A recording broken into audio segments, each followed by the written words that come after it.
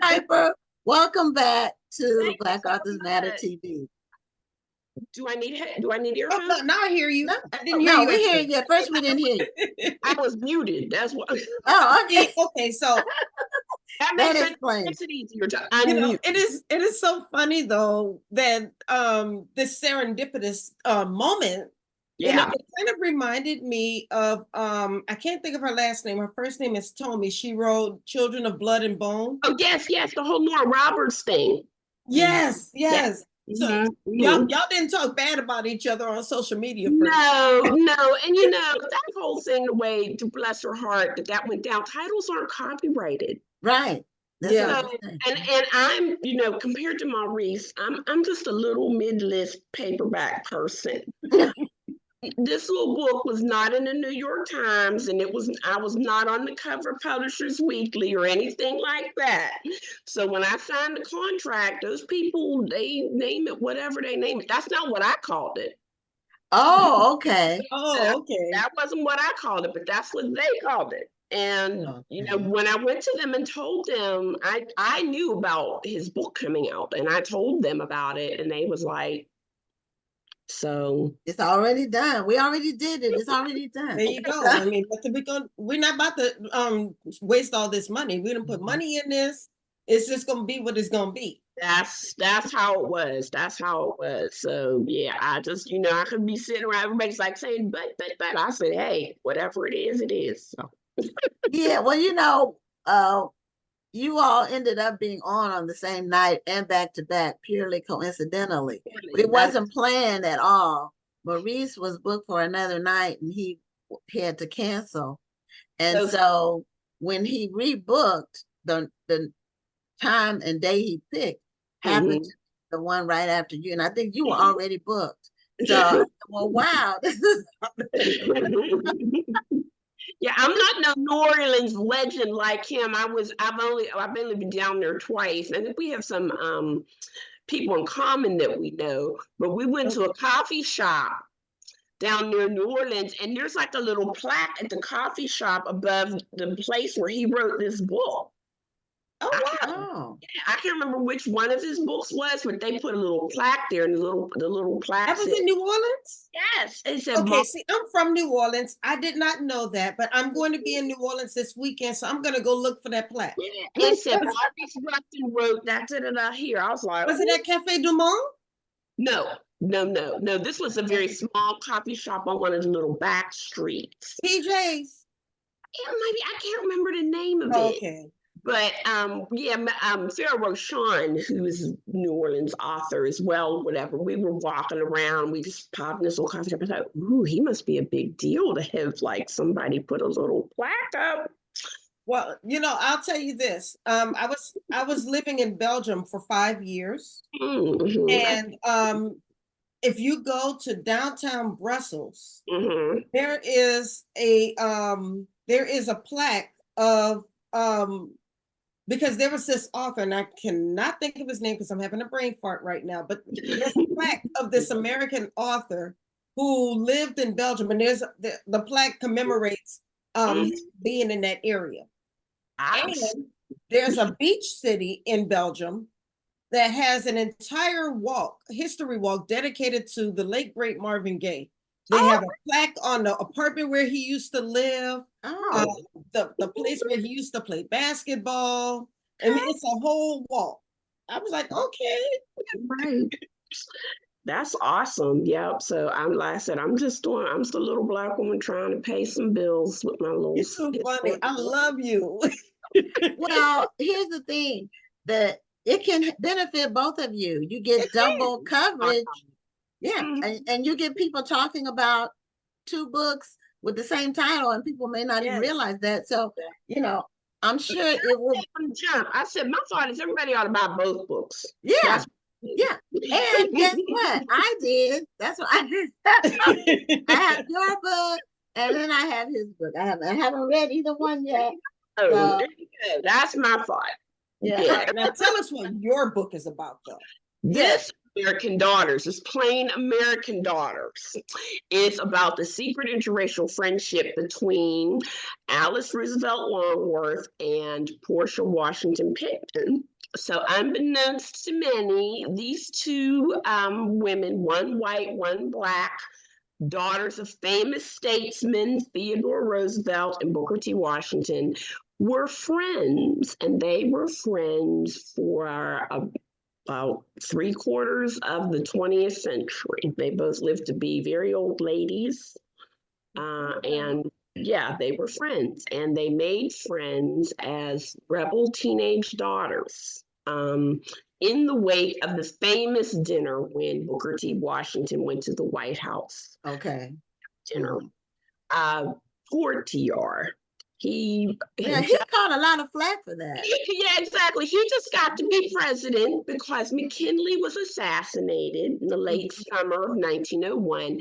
So he got to be president, and he said, "Why don't you just have old Booker T. Washington over for dinner, and we can talk about all the stuff he's wanting to talk about, race and everything like that." And he just must not have known that that was the first time a black man had walked through the front door of the White House to have dinner.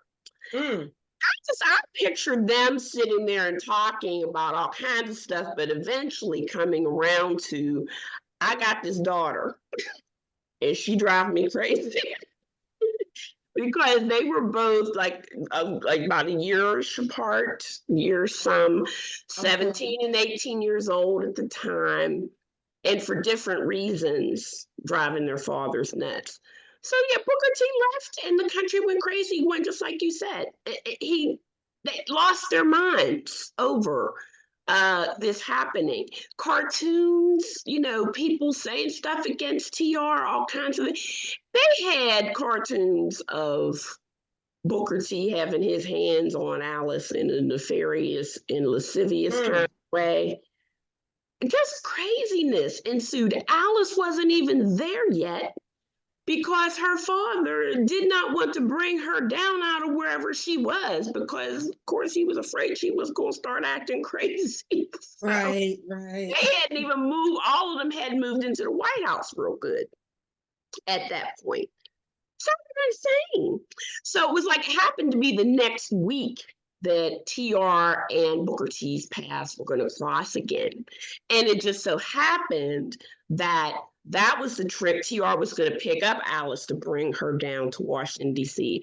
And that Booker T was there also in Connecticut because Portia was going to school in New England and was very, very homesick. Oh. They met. That's where they met, in the wake of their fathers having this. It was a speech kind of commemoration at Yale University in 1901. And the two of them, even though one of them is a white woman, one of them is a black woman, had a lot in common. These great statesmen fathers, their mothers dying at horrifically early ages in their lives, stepmothers who couldn't stand them, and this pressure that they both had to find a man to marry that would be somewhere near, if not exceeding, what Daddy did. That would be some kind of thing. So they both had a lot in common, and their lives, as I divided the book, as good daughters, good wives, good mothers, and finally the ways in which the book only goes to 1930 though. Okay. Okay. 700-page books these days. So it only goes to 1930, but the ways in which they both found freedom, liberation. So is this picture, is that actually them? I don't think so, girl. I think they just pulled a picture of a white AI okay. stuff, huh? Okay. So is the story, how much of real life is based on the story? Is the story based on real life, or do you draw a lot from actual history to write the story? Well, yeah. I mean, in terms of what happened to Alice, what happened to Portia, all of that's in there, truthfully. The question is when and how they overlapped. at any point in Okay. time because we don't know. The whole aspect, and then one of the things that has always intrigued me, and this was I think it was a recent poll or something that was done about how many Americans have a friend of another race. And the percentages are not, that high in terms of that. So seeing that and seeing that there are a couple of other books that were dealing with this aspect of interracial friendship, which you probably know about, Can't We Be Friends, and The First Ladies. I said, well, this friendship between Portia and Alice actually predates both of those in terms of that having started in 1901. And like I said, I just couldn't help but be struck by how much they had in common that was so important in terms of young women who are expected to marry and immediately begin having children and supporting a husband and stuff when it had all gone so horrifically wrong for the mothers that they never knew. It would be frightening, I would think. And so I think that Portia was somebody who probably had a different kind of insight into Alice Roosevelt Longworth, who, of course, is renowned for her feistiness and being out there as she was, as she herself talked about it. Her celebrity, or the case for a celebrity culture, was made at a time for her when her father got to be president, when you didn't even have movies yet. Right. Stars to fixate on. So who did they fixate on but this president's daughter, who was so rebellious? Ha ha ha, isn't that great how she, her father said, I can either run the country or I can control Alice, but I can't do both at the same time. Or, when he said there'll be no smoking under this roof, and she goes up on the roof and smokes. And That's that way she's not under the roof. Well, she's on top of the roof. That is something a rebellious teenager would do. Yeah. But I mean, she was like that all her life. And my question, even though there are other historical fiction novels about her, my question was like, why? Why is she like that?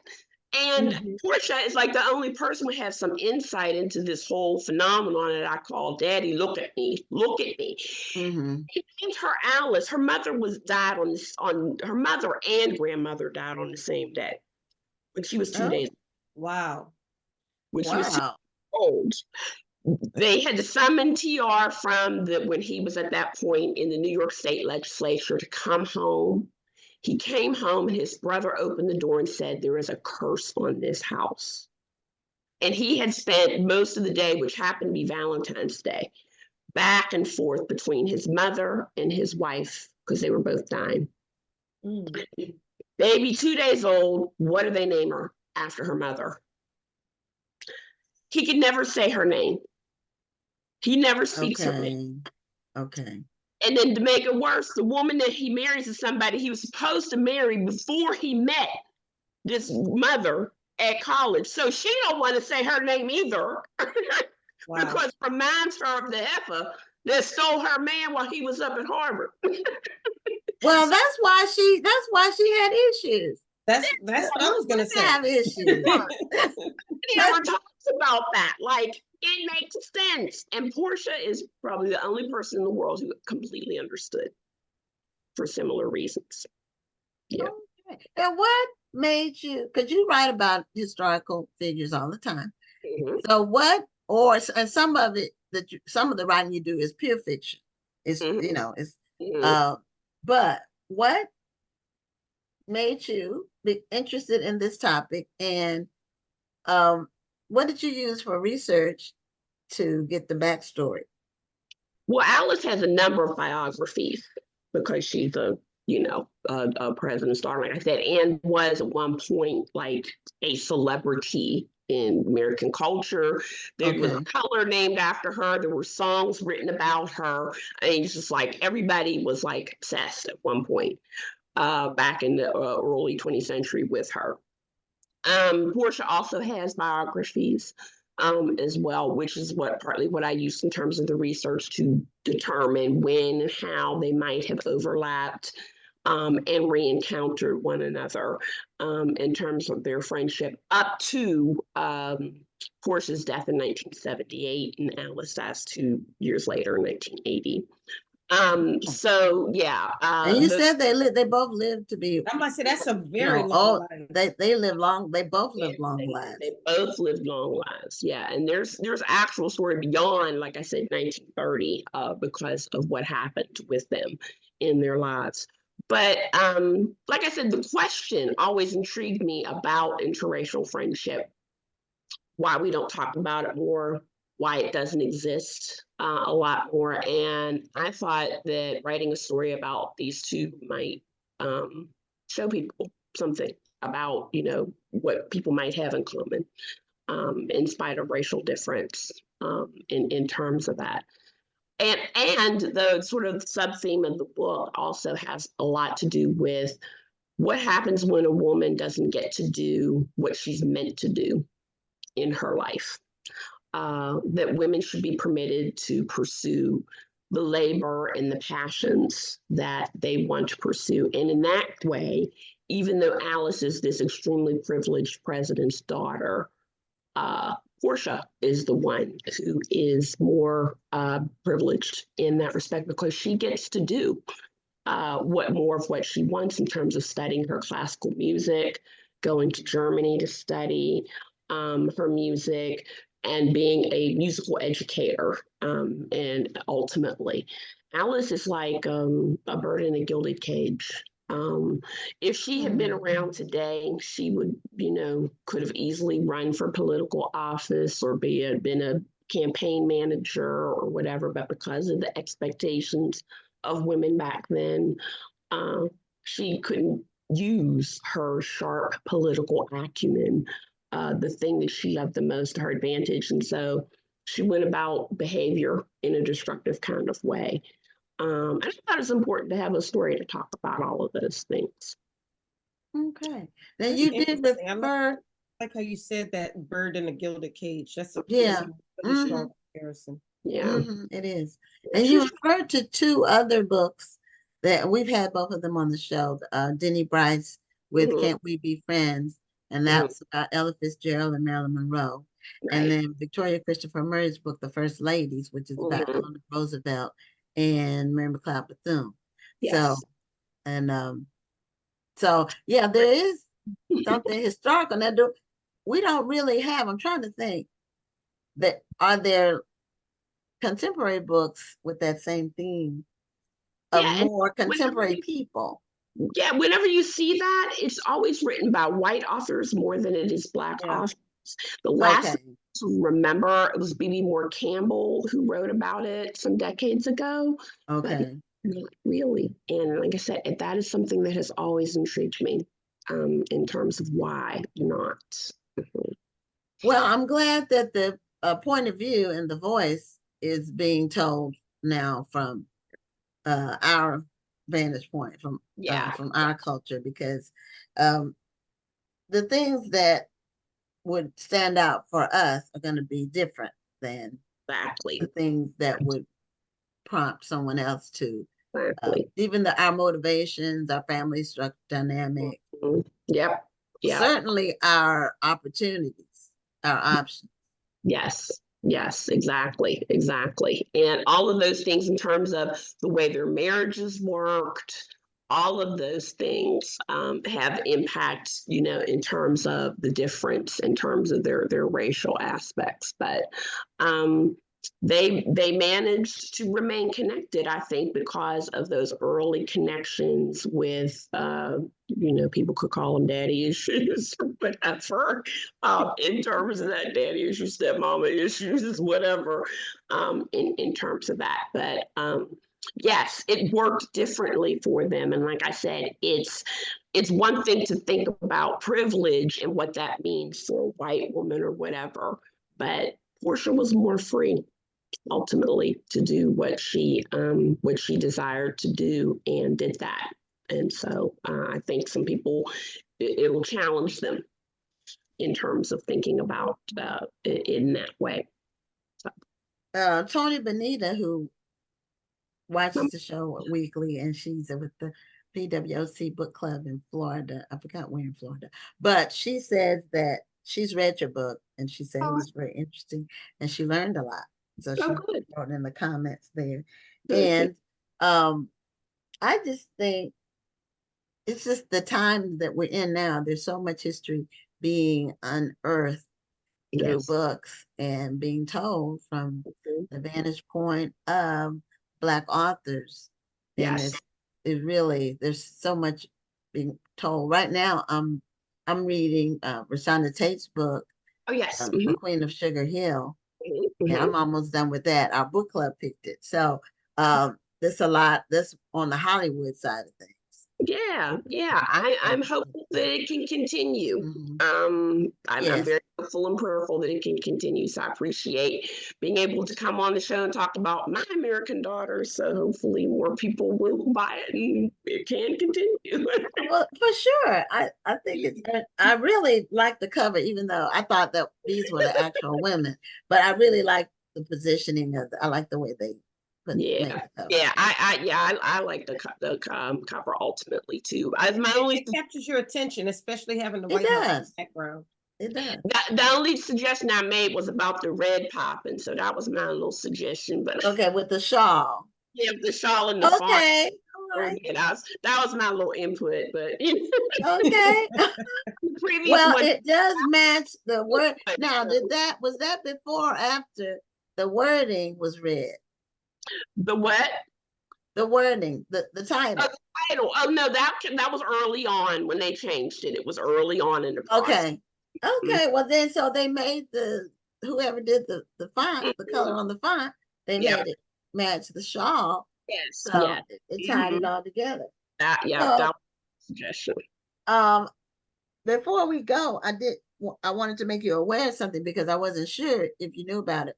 Your other book by her own design. Let me wait. I have a copy. Let me pull it. Do you have a copy? I do Oh, hear it. well, show yours, then I don't have to, go off camera. But I'm a Georgetown alumnus, Okay. and Georgetown has a book club, Mm-hmm. and they picked your book. Were you aware of it? No, I didn't know that. I hear about Okay. other people who've done it, but I did not know Georgetown did. I'm so They're, honored. yeah, they're reading it now. And so what I need to do is I need to send you the information for the person who's over that.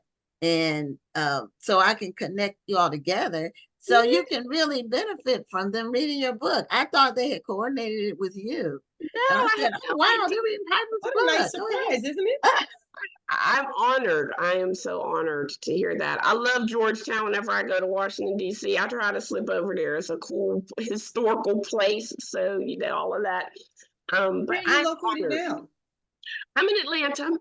Okay, okay. Yeah, I'm in Atlanta, but I love Washington D.C. and that particular part of Washington D.C. Like I say, it's so historical. I just love going over there. So Yeah, Georgetown is beautiful. yeah, it is. It is, and I'm It honored is. to believe that. Like that. That is so cool. Yeah, they have an alumni book club. Okay. And Okay. so I don't know how many members they have or any of that, but I'm in the loop. I don't read all the books. Sometimes I get pissed off. In fact, this is the first Black book I think they picked. All right. Uh, That's what we want to hear about. so yeah, so I said, wow, Piper's in the loop. Yes. Piper's in there. I am so glad to hear that. That is awesome. And it's in its fifth printing. So Oh, it was a wonderful story. I loved it. So thank you. I read it when it was out. It's, I think I read it after you were on the show talking about the book. yes, it was a little bit later after it came out. So, but So yeah. So I will once the show ends, I will please connect do. you on the email with the people, and then you can really take full advantage of it. Maybe they might even have you on a Zoom call or something, and so you I can would really love sell it. some books. I love it. Love talking about in love. So anytime. Yeah. Okay. Well, Piper, Mhm. we got 1 minute left. I do want to find out what you always have another book coming out. Ooh, do I? So Oh, stop talking. So do you have Trying another to book? sell this next one, and like the reason why I talked about the importance of people buying and supporting this is because, of course, the forces, the powers that be, think we don't do enough to like support these books. So Okay. the more that can be done, the easier it will be, hopefully, for me to sell this next one that I've been working on for about nearly a year. So Okay. Well, you have support out there. So if they I'm need And we people did to put the vouch link. for you, Yeah, and we put the link in the chat. So okay. everybody make sure you buy this book. good. All American these Daughters books. by So Piper Hughes. thank Oh, you, guys. well, thank you so much, Piper, for being a guest on the show, and continue best wishes. And I will be in touch with you. Look for an email sometime tonight. Okay, I will. Bye bye, both of you. Thank you. Thank Okay, you're you. Have a welcome. great night. You too.